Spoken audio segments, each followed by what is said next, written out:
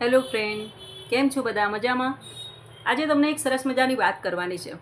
આપણે સોશિયલ મીડિયામાં દરેક જગ્યાએ આઈડી હોય છે. ઇન્સ્ટાગ્રામમાં હોય છે, યુટ્યુબમાં આપણી ચેનલ બનાવેલી હોય છે, ફેસબુકમાં પણ હોય છે. ઘણા લોકો ખાલી ટાઈમપાસ કરવા માટે આઈડી બનાવે છે કે બસ રીલ્સ જોયા કરે અને પોતાનો ટાઈમપાસ કર્યા કરે.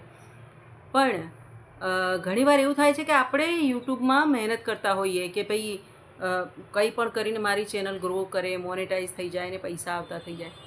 પણ આપણને ખ્યાલ પણ નથી હોતો કે આપણી કઈ આઈડી ગ્રો કરી ગઈ હોય છે. ઘણીવાર ઇન્સ્ટાગ્રામ પર વધારે ફોલોવર થઈ ગયા હોય છે ને આપણને ખબર પણ નથી હોતી.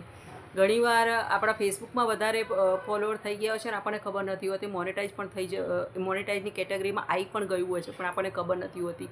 તો બસ એક નાનકડી સલાહ છે કે તમે જ્યારે તમારી દરેક આઈડી યુઝ કરો જ છો અને આપણે નવા નવા આપણા ફોટા મૂક્યા જ કરીએ છીએ આપણા મિત્રો માટે કે આપણા ફ્રેન્ડ સર્કલ માટે, તો એવું કરીએ કે આપણી જે આઈડી ગ્રો કરી રહી છે એની પર ફોકસ વધારે કરીને એને મોનેટાઈઝ કરવા માટેની કોશિશો કરીએ.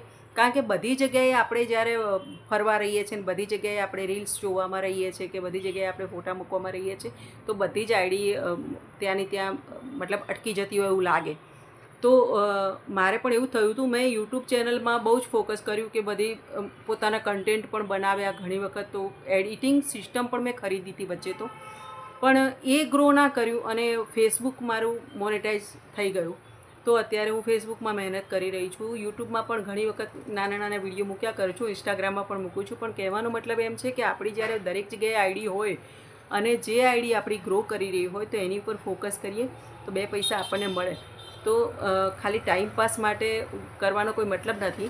તો બને ત્યાં સુધી તમે પણ એટલું ધ્યાન રાખો કે તમારી કઈ આઈડી ગ્રો કરી રહી છે તો એની પર ફોકસ કરો. હું તો એવું પણ કરું છું કે મારા મિત્ર વર્તુળની અંદર, મારા ફ્રેન્ડ સર્કલની અંદર પણ કોઈનું અગર 10K ફોલોવર થઈ ગયા હોય કે 5K ફોલોવર થઈ ગયા હોય તો એમનું ધ્યાન દોરું છું કે ભાઈ તમે પણ તમારા અલગ અલગ મતલબ યુટ્યુબમાં કે અલગ અલગ જગ્યાએ વિડીયો જોઈને ટ્રાય કરો કે મોનેટાઈઝ કેટેગરીમાં તમે આવી જાઓ, બે પૈસા કમાઓ. જો આપણે આપણા કન્ટેન્ટ મૂકીએ જ છીએ તો પછી એમાંથી બે પૈસા મળે એવું કેમ ના કરીએ.